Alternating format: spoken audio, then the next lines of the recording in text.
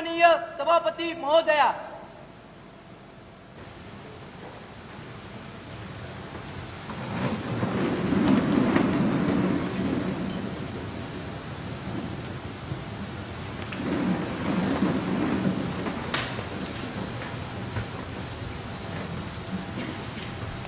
The first item in the list of business is oath or affirmation.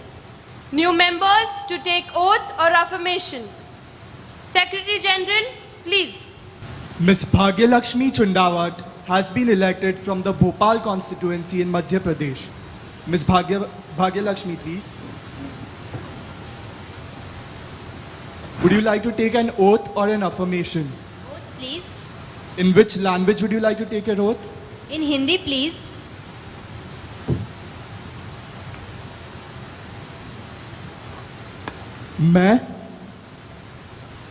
मैं भाग्यलक्ष्मी चुंडावत जो युवा संसद की सदस्य निर्वाचित हुई हूँ, ईश्वर की शपथ लेती हूँ कि मैं विधि द्वारा स्थापित भारत के संविधान के प्रति श्रद्धा रखूंगी, देश की प्रभुता और एकता बनाए रखूंगी तथा जिस पद को मैं ग्रहण करने वाली हूँ उसके कर्तव्यों का श्रद्धापूर्वक निर्वहन करूंगी।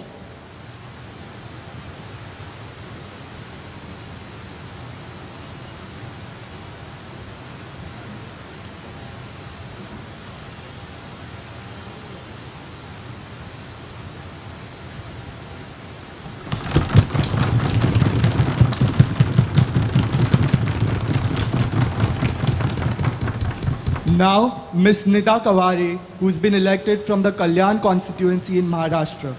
Ms. Nida, please.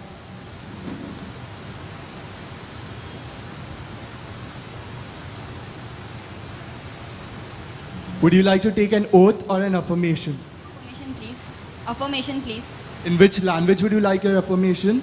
In English, please.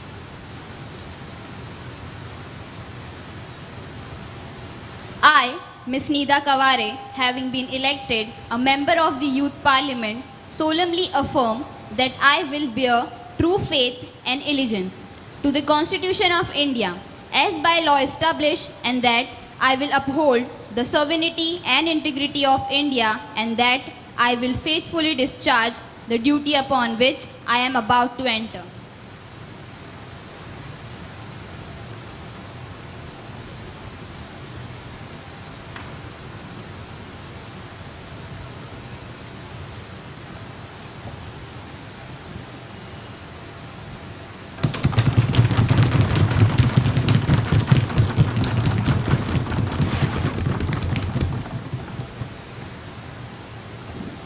India has lost a brilliant political thinker, a distinguished parliamentarian in the passing away of Mr. Sukhbir Singh on the 28th of April 2018.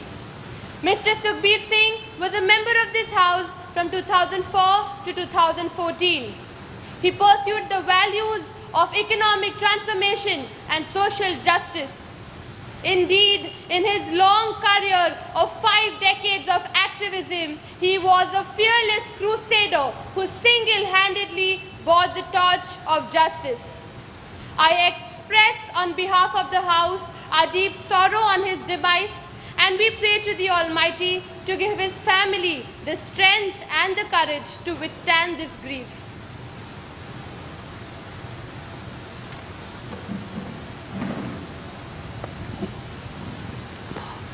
Honorable Speaker, Madam, Mr. Sukhbir Singh was a true Gandhian, a direct disciple of the Mahatma.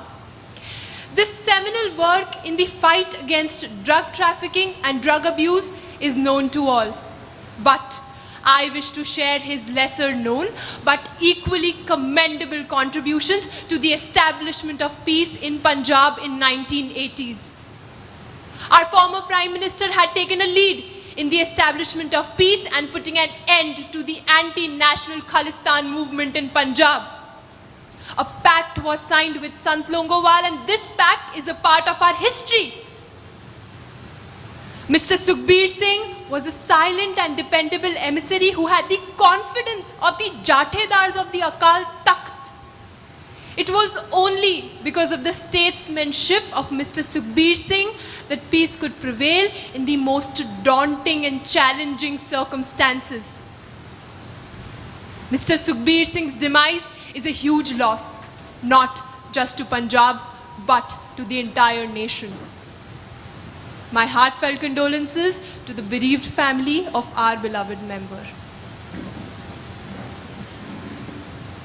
माननीय सभापति महोदया, माननीय सुखबीर सिंह जी के देहांत की वजह से भारत में होने वाले अमली पदार्थों के नाजायज व्यापार का डटकर मुकाबला करने वाला एक साहसी, एक निडर सिपाही हमने खो दिया है। भारतीय नौजवानों को बर्बाद करने वाले इस घिनौने व्यापार में एक तरफ राजनेता, प्रशासनिक अधिकारी एवं सुरक्षा कर्मियों की तक साठगांठ होने के पुख्ता सबूत मिल रहे हैं, लेकिन दूसरी तरफ सुखबीर सिंह जी एक ऐसे नीतिमान और निष्कलंक नेता थे जो इस शर्मनाक व्यापार के खिलाफ लड़ते रहे। वो निडर तो थे ही, साथ ही इस समस्या के सभी पहलुओं पर काम करने की क्षमता और दृष्टि रखते थे। डी एडिक्शन सेंटर्स खुलवाना, उन्हें लगातार चलाते रहना, मरीजों का पुनर्वसन करना, अमली पदार्थों की ठेकेदारों की जानकारी सरकार को देना और उनके खिलाफ मुकदमे चलाना, समस्या के इन सभी अंगों को लेकर सुखबीर सिंह जी जान से लड़ते रहे। लेकिन देश के ऐसे सपूत को संसद के सामने गोलियों से भूनने में एक ड्रग माफिया कामयाब हो सका। ये इसी शर्मनाक सच का सबूत है कि समाज के सच्चे दोस्तों की सुरक्षा इन शासनकर्ताओं के लिए कोई अहमियत नहीं रखती। हजारों नौजवानों को जीवन दान देने वाले का जीवन हमारी नजरों में इतना सस्ता हो, इस कदर गिर चुके हैं हम। खैर, मैं ऐसी कामना करती हूँ कि सुखबीर जी के बलिदान से ये लानत खत्म करने की मंशा जागेगी। सुखबीर जी के परिवारजन और वो अनगिनत युवक जिनके सर से साया उठ गया है, उन सभी के प्रति मैं सहवेदना प्रकट करती हूँ। The House may stand in silence as a mark of respect for the departed soul.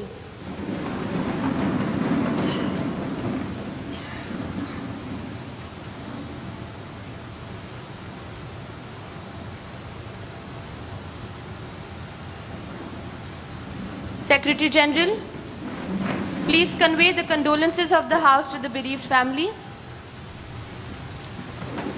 Prime Minister to introduce the new ministers. Honorable Speaker, Madam, I have pleasure in introducing to you and through you to the House my new colleagues, the new Minister, Srimati Vrushali Kumbhabde, Minister of External Affairs,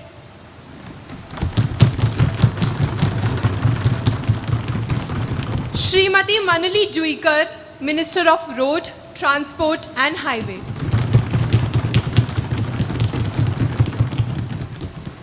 Now, the question hour will be taken up.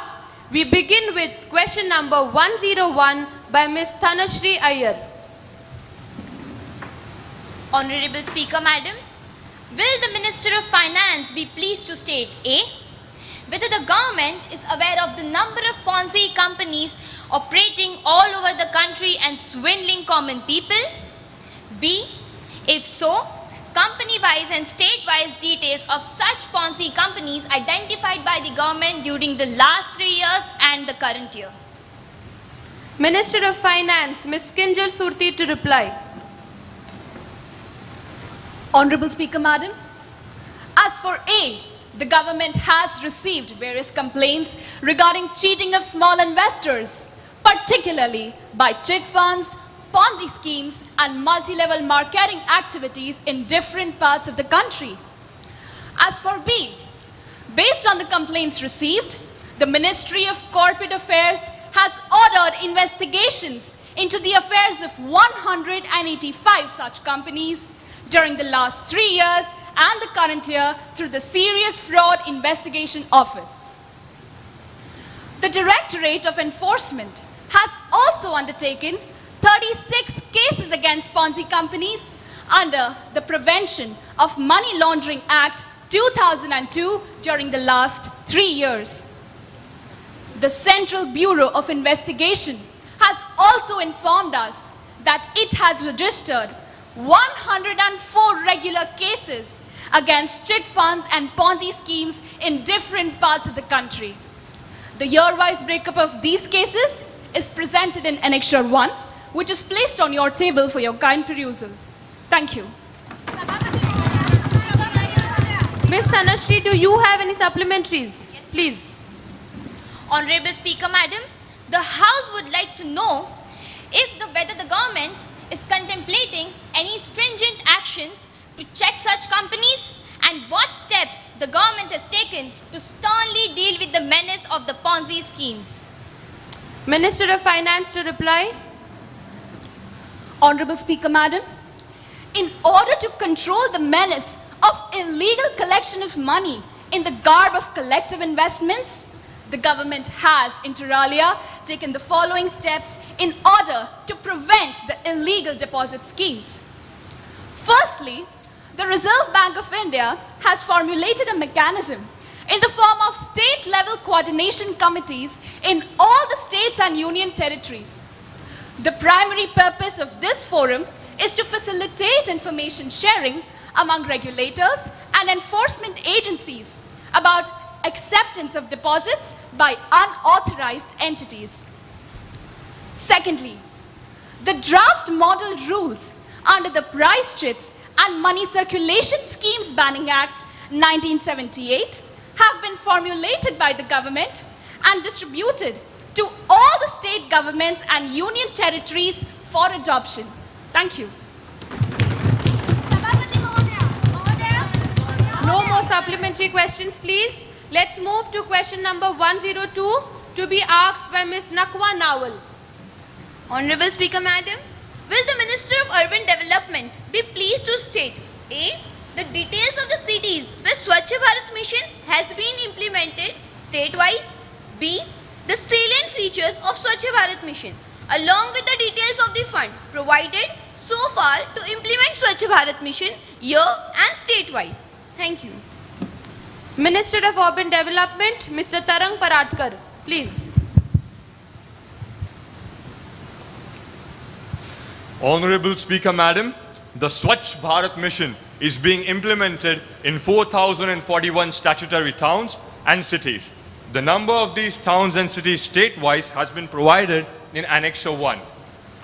The Swachh Bharat Mission aims to make these towns and cities in India ODF, that is, open defecation free, and plans to achieve 100% scientific management of municipal solid waste by the 2nd of October 2019.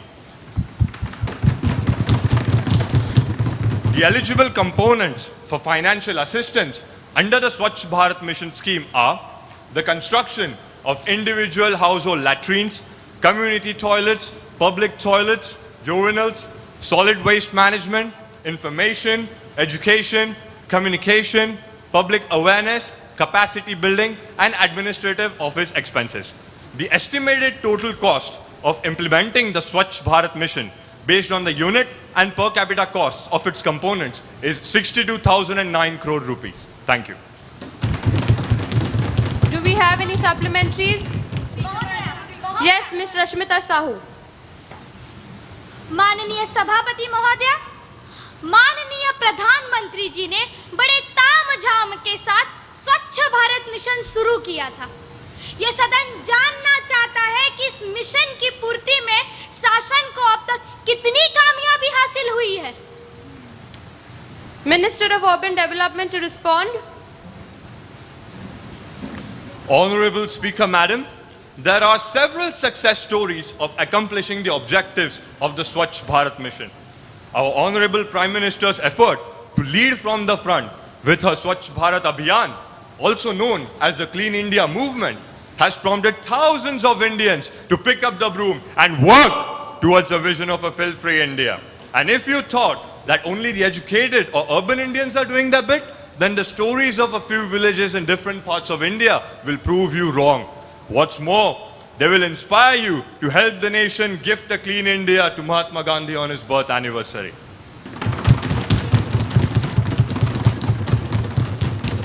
Any supplementaries? Ms. Karishma Pramanik. Honorable Speaker, Madam, the Swachh Bharat mission till now has made significant strides in terms of toilet building and awareness generation. It is learned that many private sector companies have come forward in support of this mission. We would want to know whether the government has sought participation of the private sector in the implementation of Swachh Bharat mission. Minister, please. Responding to our Prime Minister's call to participate in the Swachh Bharat mission, it is indeed very overwhelming to see so many public and private companies support the mission and contribute towards its success. Each of these has already drawn up plans to fulfill their promise to construct toilets, provide sanitation, clean up their surroundings, and support the mission. Thank you. No more supplementaries, please. Let's go to question number 103 to be asked by Ms. Anjali Avasthi. Honorable Speaker Madam, will the Minister of Home Affairs be pleased to state A. Whether the inquiry centering around the Mumbai terrorist attack 2008 is being concluded? B. If so, the details thereof? C. Whether the government has taken fresh new initiative to strengthen the internal security and intelligence sharing mechanism in the country? D. If so, the details thereof, including coordination between various state agencies and the centre. Minister of Home Affairs, Ms. Shabnam Merchant. Honorable Speaker Madam, as for A and B, yes, the government of Maharashtra constituted a two-member inquiry committee led by Shri M.S. Nimbalga Patil, former Inspector General of the state of Maharashtra, to inquire into issues related to the Mumbai terror attack. The committee evaluated lapses in the law enforcement agencies and suggested measures to prevent such terrorist attacks in the future.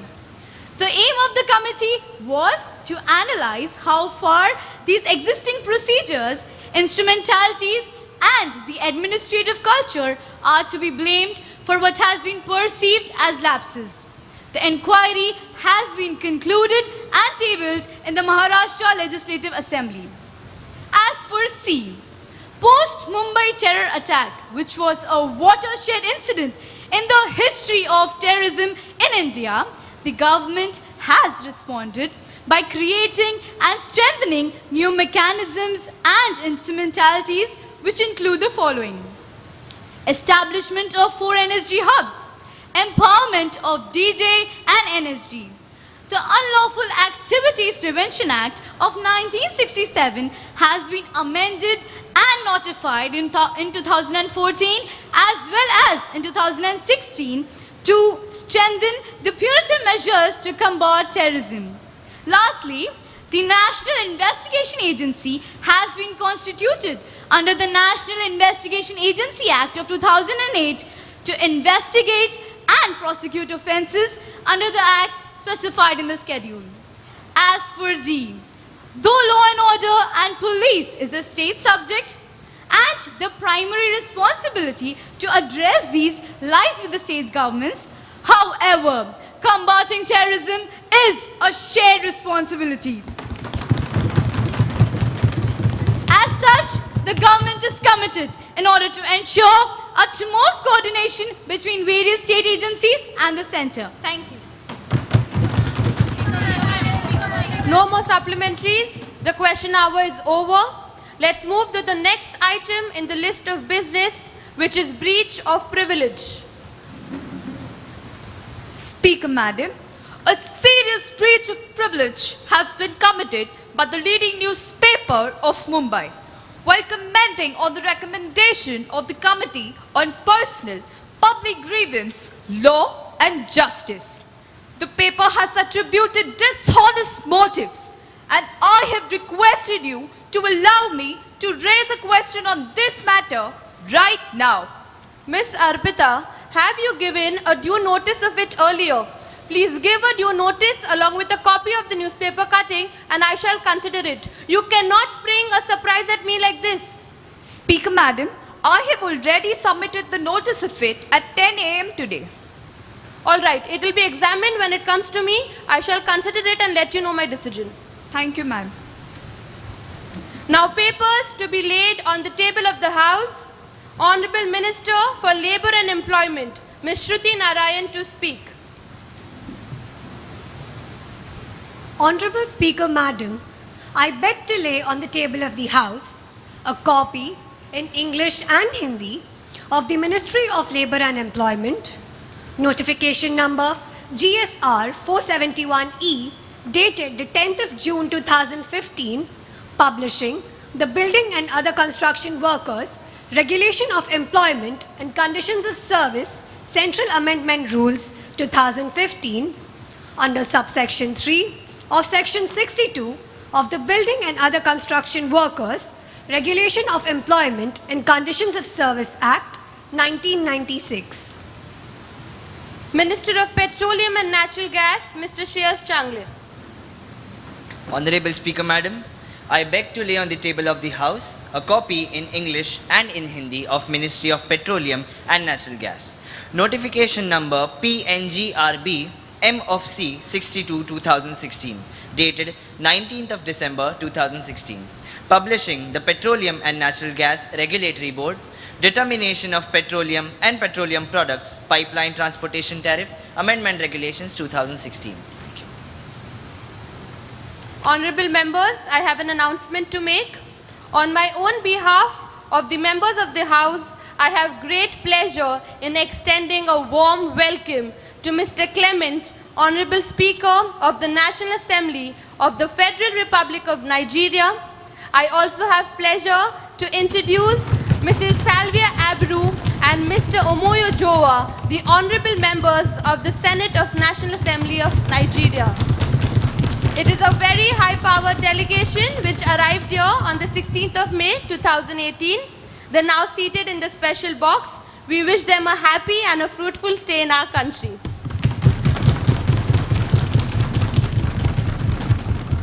Let us now take up the short duration discussion on health insurance. I invite the Leader of Opposition, Ms. Priya Pednekar, Ms. Nishtha Jain, Ms. Saraswati Bhandare, and Honorable Prime Minister, Ms. Praharshi Saxena, to participate in the discussion. We begin with the Leader of Opposition, Ms. Priya Pednekar. Please. माननीय speaker महोदया, देखिए पूरे विश्व में स्वास्थ्य के क्षेत्र में सबसे ज्यादा निजीकरण हमारे देश में है। देश की जनता की जेब से स्वास्थ्य पर 71% पैसा जाता है, जबकि सरकारी पैसा मात्र 4.5% लगता है। बाकी जिम्मा चैरिटी उठाती है। जिस देश में करोड़ों लोग भूखमरी और गरीबी से बेहाल हैं, वहां इतना निजीकरण, ये तो अमानवीय और जघन्य अपराध है। इंग्लैंड, स्वीडन, दुबई ऐसे अमीर देशों में भी 60% से ज्यादा सरकारीकरण है और हमारे यहाँ 71% निजीकरण। ये कैसी विडंबना है?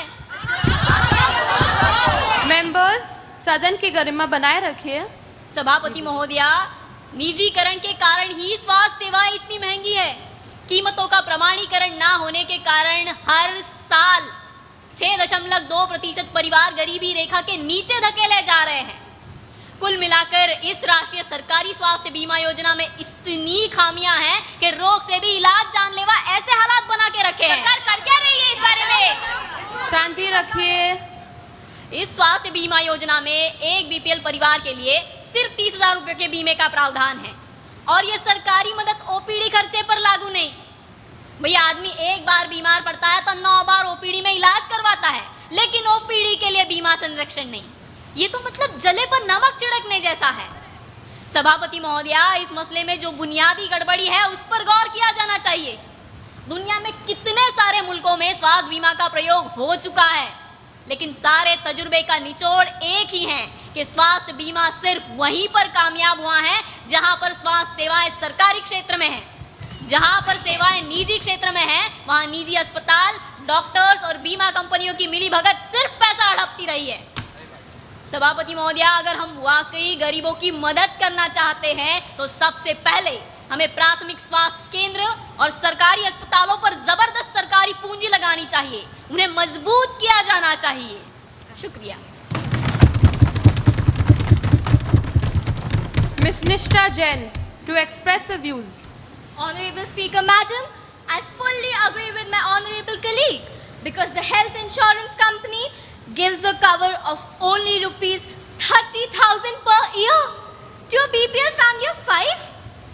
Consequently, poverty is bound to affect the health of the poor and the marginalized sections of the society.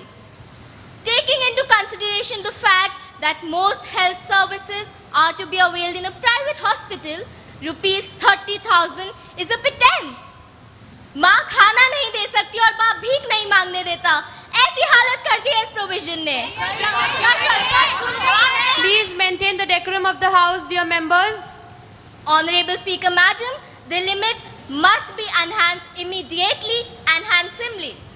Another big failure of the scheme is that the maximum claim percentage is only 15%.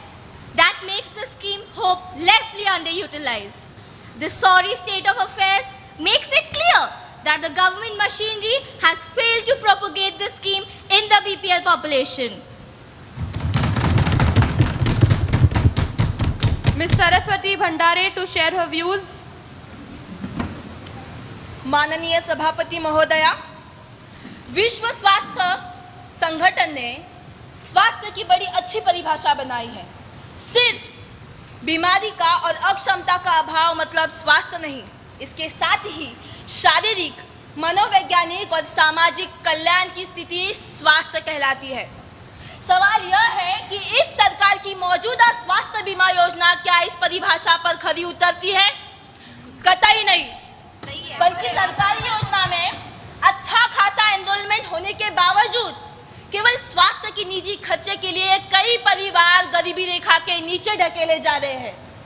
बीमार व्यक्ति को स्वास्थ्य के लिए अपनी जेब से दवाइयाँ और अन्य उपभोग्य वस्तु पर खर्चा करना पड़ता है और उसके लिए कोई भी प्रावधान इस योजना में नहीं है। योजना सरकार की है महोदया, योजना सरकार की है, लेकिन बीमा कंपनियों की गिरफ्त में योजना को जानबूझकर रखा है। बीमा कंपनियों का मुनाफा कमाना जारी रहे, इस अंतस्थ हेतु से यह योजना बनी है। माननीय सभापति महोदया, इस योजना का दूसरा बड़ा शत्रु है निजी वैद्यकीय अस्पताल। सरकारी अस्पताल खस्ता हालात में है, वहाँ ना पर्याप्त कर्मचारी है, ना दवाइयाँ है, ना मशीनें हैं।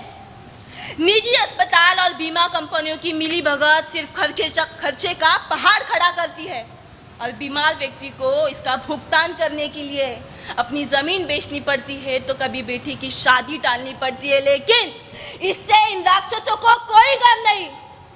ऐसी स्थिति में सार्वजनिक स्वास्थ्य का निर्माण नहीं, सिर्फ सार्वजनिक दरिद्रता का निर्माण हो सकता है। सही है, ये बात सही है। धीरज रखिए। सरकार और बीमार व्यक्ति दोनों को भी गरीब बनाने वाली इन बीमा कंपनियों पर और एक्सपेरिमेंट करना यह सरकार तुरंत बंद करे और सरकारी अस्पताल और पीएचसी को मजबूत करने में ध्यान दे।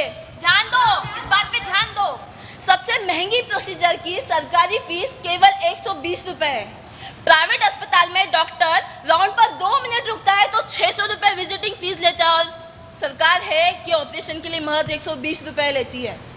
हाँ, माननीय अध्यक्ष महोदया, मेरा यह सुझाव है कि अगर सरकार 120 रुपए की जगह अपनी फीस बढ़ा ले तो लोग बिना हिचक देंगे, क्योंकि जो ये बेईमानी होती है सरकारी अस्पताल में, डॉक्टर 5 से 10 हजार रुपए वसूलता है, उससे यह मुनाफे का ही सौदा ठहरेगा और इससे सरकारी अस्पताल सुधरेंगे, उनमें मशीनें और दवाइयाँ लाने के लिए सरकार के पास ही पैसा आएगा और गरीबों का खून चूसने वाले इन निजी अस्पतालों का गोरख धंधा सीधा हो जाएगा।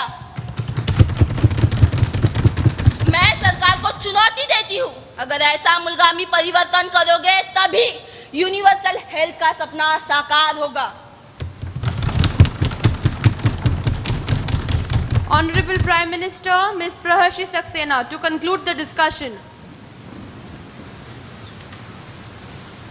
माननीय स्पीकर महोदया, मान्यवर सदस्यों ने जो गंभीरता पूर्वक ये मूलगामी मुद्दे उपस्थित किए हैं, उनका मैं आदर करती हूं। विपक्ष में बैठे मेरे दोस्त, जरा ध्यान दीजिए। मैं ये ऐलान करती हूं कि 30,000 रुपए के प्रावधान में अच्छा खासा इजाफा करने का प्रस्ताव हम तुरंत कैबिनेट में रखेंगे और उसे मंजूरी भी देंगे।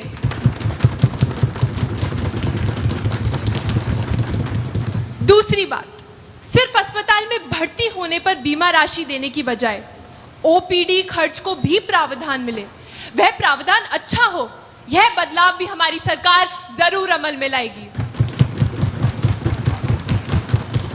सभी पात्र परिवार योजना के दायरे में आए, योजना का इस्तेमाल व्यापक हो, इस दिशा में भी हमारी सरकार जरूर कदम उठाएगी।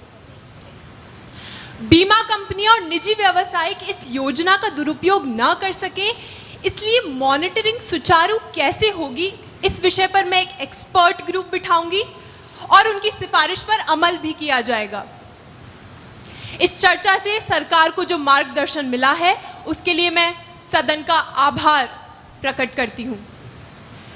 लेकिन अब प्रश्न यह उठता है कि क्या यह सब बिलो पॉवर्टी लाइन परिवारों के लिए लाभदायक होगा या नहीं? Honorable Speaker, Madam, my answer here would be definitely yes. Because in India, most of the BPL families are left uninsured and lose their hard-earned income in hospital treatment. Hospitalization cost is increasing day by day, and there's no such guarantee that even after getting discharged from the hospital, the disease is completely cured. इसलिए मुझे पूरा विश्वास है, माननीय speaker महोदया, मुझे पूरा विश्वास है कि यह सब बिलो पॉवर्टी लाइन परिवारों के लिए जरूर लाभदायक होगा।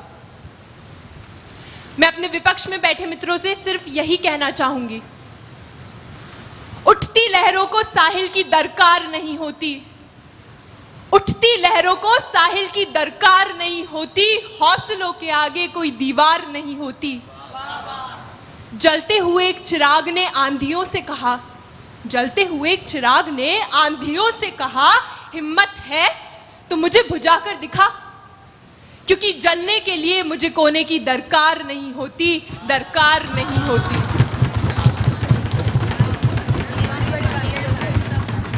Now let us take up the calling attention motion. Opposition member Ms. Anushka More, please call the attention of the minister. Honorable Speaker, Madam, I beg to call the attention of Minister of Agriculture to the situation arising out of the drought condition in the states of Karnataka and Maharashtra, resulting into farmer suicides. Minister of Agriculture Mr. Hassan Nizami to reply. Honorable Speaker, Madam, हर साल किसान मौसलेदार बारिश का इंतजार करता है ताकि वो खेत जोत सके और फसल उगा सके, पर पिछले 24 महीनों से महाराष्ट्र अकाल का शिकार है, जिससे फसल पर सख्त असर हुआ। महाराष्ट्र का एक बड़ा हिस्सा बारिश की कमी का शिकार होने के नतीजे शदीद अकाल का सामना करना पड़ा। मशहूर शायर रजा मौरानवी के अशार याद आते हैं कि जिंदगी इस कदर सफाक हो जाएंगी क्या, भूख ही मजदूर की खुराक हो जाएंगी क्या। आपके राज में तो यही होना बाकी है। धीरज रखिए, मिनिस्टर जवाब दे रहे हैं। Speaker madam, Maharashtra state government ने 26 डिस्ट्रिक्ट्स के 142 तालुकाओं को कहरजदा ड्राउट अफेक्टेड करार देते हुए नेशनल डिजास्टर रिस्पांस फंड को मेमोरेंडम जमा करके मदद तलब की।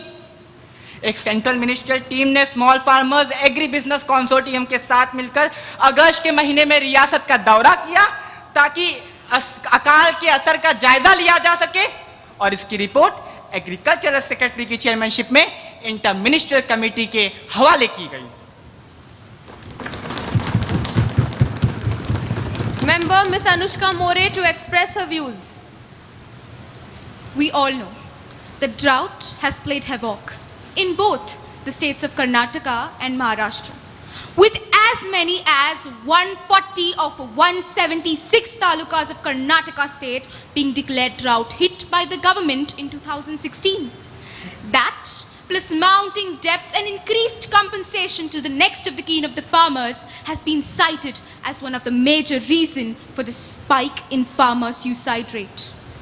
Chadab, भूख ही मजदूर की खुराक हो जाएगी क्या नहीं, वो हो चुकी है। In the state of Maharashtra, the worst affected region, Marathwada, all the 8 districts of Marathwada region has been declared drought hit and are experiencing drought continuously. As reported by one of the national dailies, the total number of farmer suicide in this region is stood to be 1,130. As per the calculations, roughly 3 farmer suicides a day. And we don't just stop there.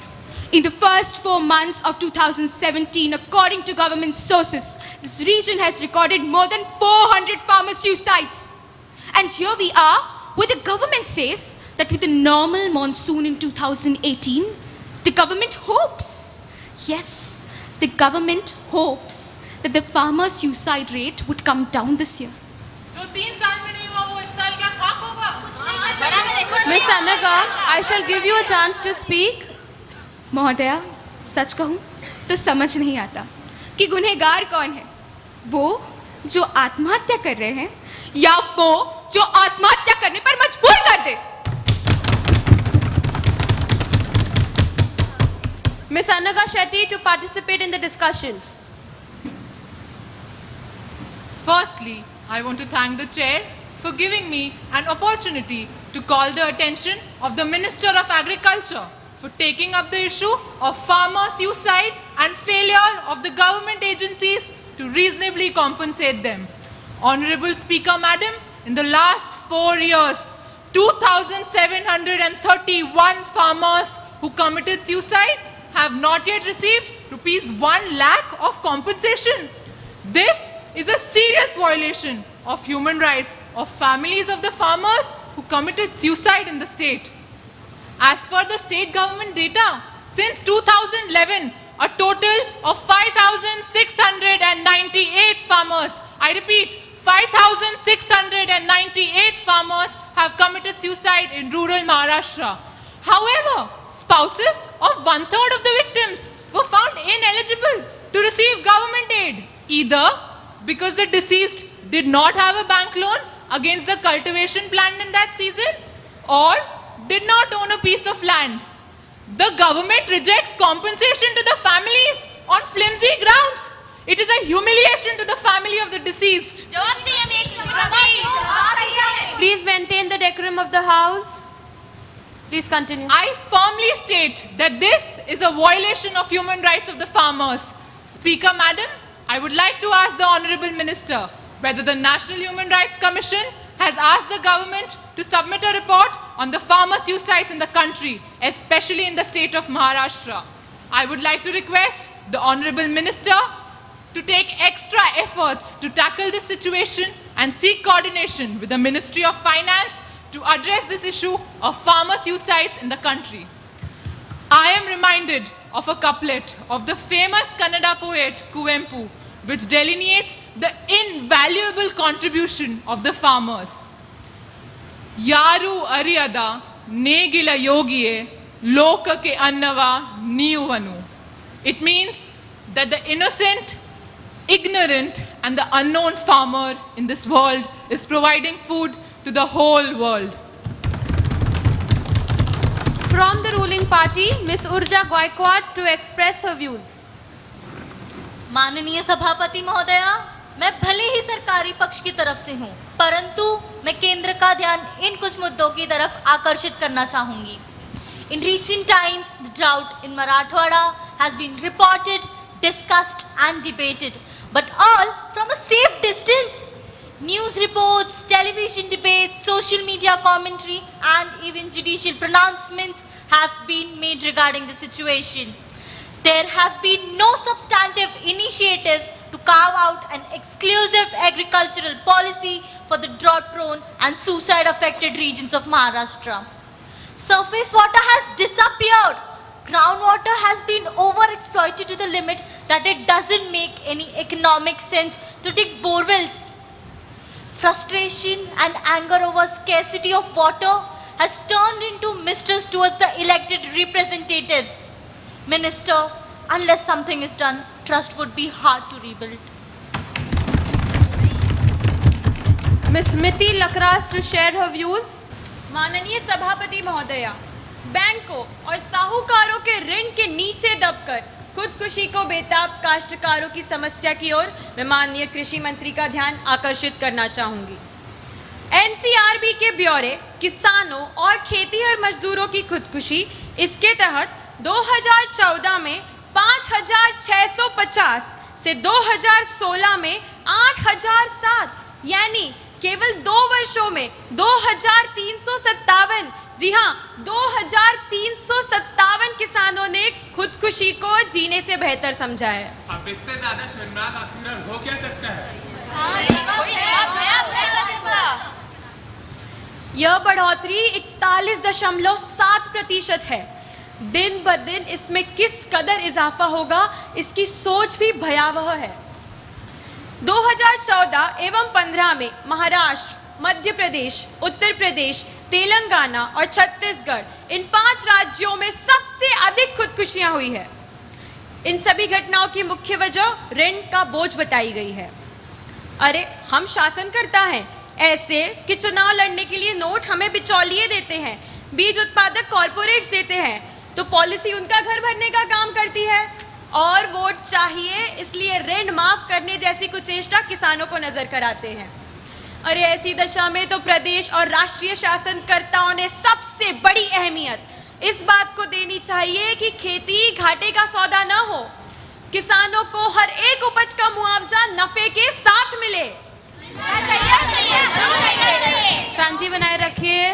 प्राकृतिक आपदा में बीमा की सुरक्षा मिले, बीज, खाद, उर्वरक जैसे इनपुट्स वाजिब कीमतों पर मिले और उनका भरोसेमंद तरीके से सप्लाई किया जाए। बिचौलियों की करतूतों पर सख्ती से कार्यवाही की जाए। महोदया, यदि यही 4-5 चीजें हो जाएं तो एक भी किसान को खुदकुशी न करनी पड़े। लेकिन यह सब अब यूटोपिया लगने लगा है महोदया, यूटोपिया लगने लगा है। Minister of agriculture mister Hasan Nizami to respond. Honourable speaker madam, हुकूमत हिंद ये बात समझती है कि farmers are the backbone of any country. हमारी सरकार हर मुनासिब कोशिश कर रही है कि किसानों के हालात को सुधारा जा सके। पिछले 70 साल में सिंचाई नहीं दिया गया, उसकी मार अब हम पर पड़ रही है, ये सब गलत है। गवर्नमेंट ऑफ इंडिया ने कई अहम कदम उठाए ताकि एग्रीकल्चरल सेक्टर में जान डाली जा सके और किसानों के हालात को सुधारा जा सके। इन्वेस्टमेंट को बढ़ाया गया, फार्म प्रैक्टिसेस, खेती बाड़ी के तरीकों में इस्लाह, टेक्नोलॉजी का ज्यादा इस्तेमाल, देहाती इंफ्रास्ट्रक्चर में सुधार, इन सब का ख्याल रखा गया। गवर्नमेंट की बुनियादी तवज्जो इस बात पे थी कि फार्म इनकम को बढ़ाया जा सके, ऐसे माहौल को बनाया जाए जिससे नॉन फार्म इनकम मिल सके, किसानों को इरिगेशन टेक्निक से वाबस्ता कराया जाए और फार्मिंग एरियाज को बढ़ाया जाए। इन तमाम कोशिशों के लिए प्रोग्राम्स और स्कीम्स बनाई गई और इन्हें डिसेंट्रलाइज्ड वे में इंप्लीमेंट किया गया।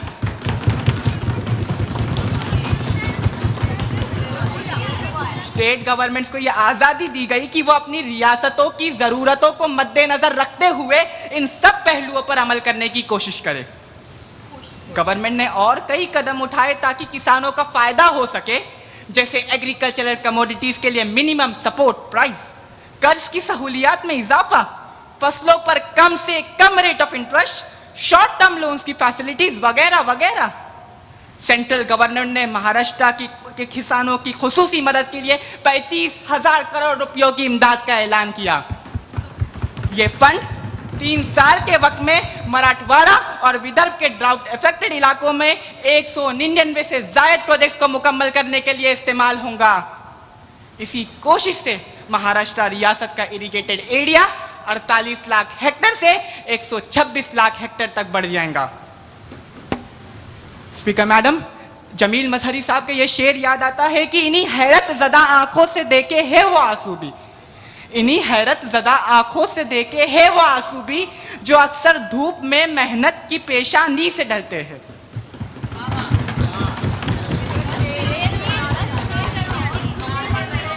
Now the legislative business will be taken up.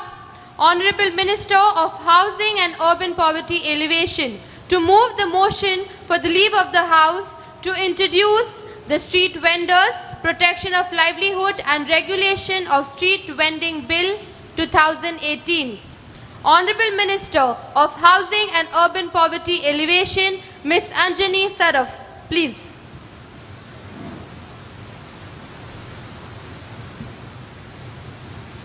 Honorable Speaker, Madam, I beg to move for the leave of the House to introduce the bill, the Street Vendors, Protection of Livelihood and Regulation of Street Vending Bill 2018.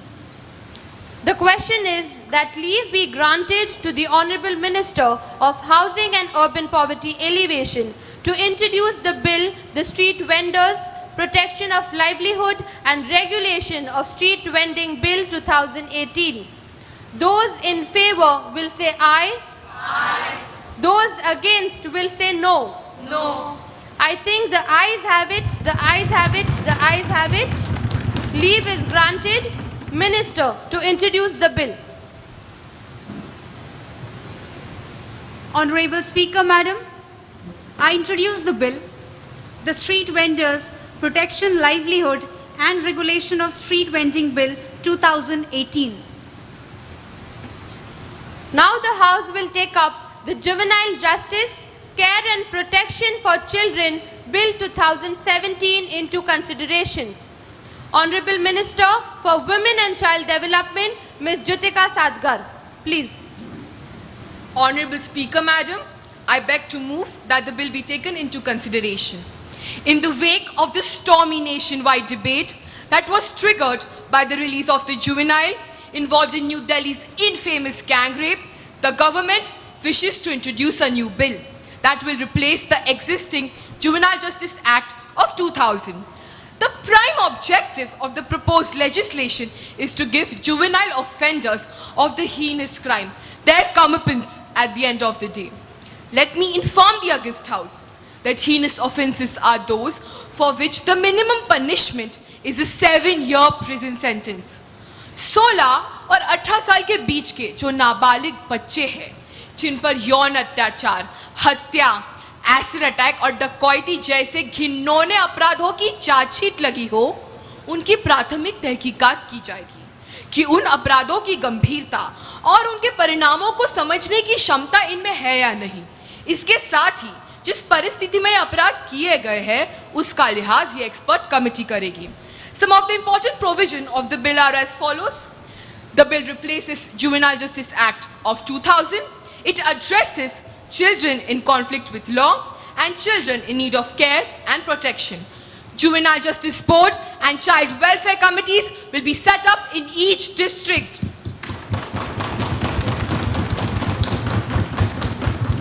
Juvenile Justice Board will conduct preliminary inquiry to determine whether a juvenile offender is to be sent for rehabilitation or is to be tried as an adult. Child welfare committees will determine institutional care for children in need of care and protection. Honorable Speaker, Madam, I am confident that honorable members of this House, irrespective of party affiliation, will support this bill wholeheartedly. With these words, I now move that the bill be taken into consideration. The motion is moved that the Juvenile Justice, Care and Protection for Children Bill 2017 be taken into consideration. Opposition member Ms. Meera Deshpande to express her views on the bill. Honorable Speaker, Madam, the Juvenile Justice Bill is ideologically problematic and technically unsound. And the tearing hurry with which the government has introduced this bill in Parliament makes it appear as though this government believes that children between the age group of 16 to 18 years are running amok, committing heinous crimes, making everyone unsafe. And as though emergent measures are required to deal with this situation, suspending fundamental rights and constitutional processes to pass this new law to ensure law and order in India. Honorable Speaker, Madam, this law goes against the Indian Constitution and is also against India's obligation under the UN Convention on the Rights of the Child. Keeping children in prison for longer durations will only result in making them hardened criminals. It will not help with their rehabilitation or reformation. It is in the interest of women, children, and society at large that each child be given another chance, because they are mainly pushed into crime due to failure of family. What they need is for the state to show them the right path. Ruling party member Ms. Uma Kabe to give us her insight on the bill. Honorable Speaker, Madam, I would like to thank you for giving me this opportunity to give my reflections on this immensely significant bill. I formally rise to warrant accuracy and implement credence of the bill which has been proposed by the Honorable Minister and my esteemed friend. The proposed bill stands immeasurably above the partisan lines. Honorable Speaker, Madam, it is a matter of painful surprise that the National Records Crime Bureau, NCRB, says that the number of juveniles involved in the heinous crimes is alarmingly high, especially in the age groups of 16 to 18. Unfortunately, the Juvenile Justice Act of 2000 is not competent to deal with the controversial and vehement cases where the juveniles are the prime accused. Due to the issues of implementation and procedural delays, the juveniles went scot-free without even getting punished for their offense. In the light of this fact, hopes are galore with the introduction of this new bill. There are various other provisions like foster care and easing of adoption rules. Foster care would enable the children to be placed in willing families rather than in the children's home, and the government would be paying for it. I therefore strongly support this bill. Opposition member Ms. Narmeen Sajid to express her views on the bill. Honorable Speaker, Madam, I fully agree with the objection raised by my esteemed colleague. There are two major shortcomings and inadequacies of the proposed bill. Firstly, statutory problems, and secondly, technical glitches. As far as statutory problems are concerned, Honorable Speaker, Madam, this bill does not stand the test of United Nations conventions and other constitutional ideals. After we were setting the statement and the objective of the bill, I maintain that this bill is not in accordance with the United Nations Convention on the Rights of the Child. It violates the UNCRC as it differentiates between children under the age of 18. Minister ji, please pay attention. The UNCRC states that signatory members must treat every child under the age of 18 in an equal manner and not try them as adults. India has ratified the UNCRC on 11 December 1992, agreeing in principles all articles. Madam, I fear that this bill may tamper with India's image at an international level. Now, let me get to the technical glitches. Even if we assume that there are some juveniles who have enough mental maturity to commit such heinous crimes, it is still very difficult to determine the mental maturity of such individuals. The psychological tests suggested by the ministry are highly arbitrary and subjective. In the light of this reality, I would strongly like to state that this bill is nothing but a futile gimmick of this government. I strongly oppose the bill. Ms. Jui Mande from the opposition to share her views on the bill. Honorable Speaker, Madam, one of the problems with the proposed bill is that it is based on retribution rather than rehabilitation and reformation. This bill is proposed particularly to adhere the illiberal voices of mob after the infamous gang rape that took place in one of our metropolitan cities. How unfortunate is this that out of all the vices that have transpired on Indian soil, today we find our own children as our greatest enemies? If some of our children have drifted into the world of darkness, it was because the world around them did not have enough light for them to forget and move on. Let us light a lamp and bring them back instead of pushing them into perpetual gloom. As this bill is a mere political expediency and not a reasonable solution, I strongly oppose this bill.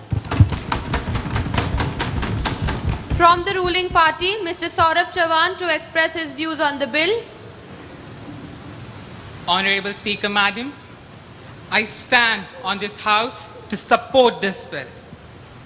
One of the constructive attributes of the bill that can be gathered is that this bill seeks to protect women from physical violence. If steps are not taken to prevent juveniles from escaping this gallows, crime against women will continue to be perpetuated in society. The bill will send a strong message to those who are sending out the message that it is okay. Is it okay for teenagers and children to engage in violent crimes? Speaker, Madam, the proposed bill embarks on the principle that punishment should befit crime. Madam, providing a violent juvenile convict with job and money following his release after he has brutalized, raped and killed a young girl tantamounts to incentivizing crime. The bill, I'm sure this bill will send a strong message to poor section of society where crime may be seen as better opportunities. Speaker, Madam, however, juvenile in the age group of 16 to 18 may be tried as an adult in certain cases. Any person who is between 16 to 18 and has committed a heinous offense may be tried as an adult irrespective of date of apprehension. Also, a person between 16 to 18 and has committed a serious offense and has been arrested after the age of 21 will be tried as an adult. Speaker, Madam, that's all. Thank you. Mr. Gangesh Pandey to share his views on the bill. माननीय सभापति महोदया, इस bill की सबसे बड़ी बुराई यह है कि यह बाल गुनहगारों का सुधार और उनका पुनर्वसन नहीं चाहता या उन्हें कुचलने के लिए बना है। हैवान समझकर उन पर खुन्नस उतारना चाहता है और यह कोई अचरज की बात नहीं है, क्योंकि इस सरकार में जो सामाजिक तत्व प्रभावी हैं, अहंकार और खुन्नस उनका चरित्र है। सरकार की सोच, उनकी सूझबूझ में फर्क समझना इस सरकार के साथ विफल है। उन्माद पैदा करना, अविवेक को संवैधानिक प्रतिष्ठा देना इनका मकसद। शांति बनाए रखिए। महोदया, निर्भया जैसी घटनाओं ने एक ऐसी आम राय बनाई कि 16 से 18 वर्ष के नाबालिग बच्चे ज्यादातर यौन अत्याचार करते हैं। 16 से 18 वर्ष के नाबालिग बच्चे, आपके द्वारा मैं इस महान सदन को बताना चाहूंगा, वह औसत सिर्फ 3.4% है। सिर्फ 3.4%। फिर संस्कार से वंचित उन नाबालिग बच्चों के साथ इतनी घृणा क्यों? महोदया, इस बिल की दूसरी बड़ी खामी यह है कि हमारे देश के संविधान का हनन करता है। अपराधी जब कुकर्म कर रहा था वह नाबालिग था, जब वह पकड़ा गया तब बालिग था। इसलिए यह हमारे देश के संविधान के अनुच्छेद 20(1) का हनन करता है और मैं इस बिल का पुरजोर विरोध करता हूं। Minister for Women and Child Development to conclude the discussion. Honorable Speaker, Madam, I am extremely thankful for the sincere and studied comments made by honorable members. Let me put to rest the misgiving that were expressed not only here but in the media as well, that this government is vindictive and trigger happy, that this government is bent on eye for an eye attitude with the juveniles. This is a plain propaganda of the opposition. महोदया, अब क्या कह रही है? अब अपनी बातों से सदन को गुमराह ना करें। कोई ठोस उपाय है तो सुझाइए, ऐसे समस्या हल नहीं होने वाली। Miss Rashmita, let us please not forget that the nation is watching us. Minister, please continue. Whether to treat an atrocity of a juvenile as an adult crime will be decided by learned judges and not by the government. It shall depend on circumstantial evidences on case-to-case basis.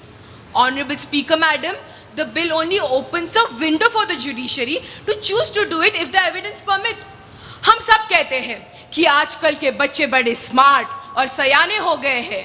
हम मानते हैं कि उनकी mental as biological age से बहुत ज्यादा है। माननीय सभासदों, 1960 में नाबालिग होना और 2018 में नाबालिग होना, बड़ा अंतर आया है इसमें। Psychologists have established that adulthood arrives very early in the new social reality. So the so-called juvenile could be in fact an adult criminal. What is wrong if an adult has to face justice as an adult? Our conscience is clear. We will not drop or amend the provision.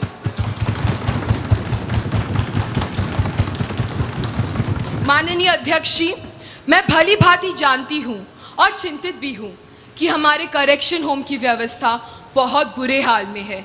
Correction के बजाय नाजायज संस्कारों का गढ़ बन गए हैं ये करेक्शन होम। यौन व्यापार जैसी अनाप शनाप करतूतें वहां चलती है। पर हमारी सरकार इस परिस्थिति को सुधारने में प्राथमिकता देगी। कब लेगी प्राथमिकता? मिस धनश्री, थोड़ा धीरज रखिए, मिनिस्टर बात कर रहे हैं। The staff training will be upgraded and made regular. The vacancies of counselor and psychiatrist will be filled up immediately, and attention will be given to the quality of appointees. My department will get up urgently and do the needful. Honorable Speaker, Madam, I hope I have answered most of the points raised during the course of my speech. I once again thank you all for your support and seek your cooperation in implementing this measure. I request the House to pass this bill with a thumping majority. The question is the Juvenile Justice, Care and Protection of Children Bill 2017 be taken into consideration. Those in favor may say aye. Aye. Those against may say no. No. I think the ayes have it, the ayes have it, the ayes have it. The motion is adopted. Now we shall take up the clause by clause consideration of the bill. The question is that clause 2 to 10 stands part of the bill. There is one amendment in clause 5 by Miss Neha Soni. Miss Soni, are you moving the amendment? Honorable Madam Speaker, in view of the reply given by the Honorable Minister, I am not pressing to move the amendment. Thank you. All right. The question is that clauses 2 to 10 stand part of the bill. Those in favor of the bill may say aye. Aye. Those against it may say no. No. I think the ayes have it, the ayes have it, the ayes have it. Now, the question is that clause 1, the enacting formula and the title stand part of the bill. Those in favor may say aye. Aye. Those against may say no. No. I think the ayes have it, the ayes have it, the ayes have it. The motion is adopted. Minister for Women and Child Development, please. Honorable Speaker, Madam, I move that the bill be passed. Motion moved that the bill be passed. Those in favor of the bill may say aye. Aye. Those against may say no. No. I think the ayes have it, the ayes have it, the ayes have it. The bill is passed. The House is adjourned to meet tomorrow at 11 a.m. I request the House to rise for the national anthem.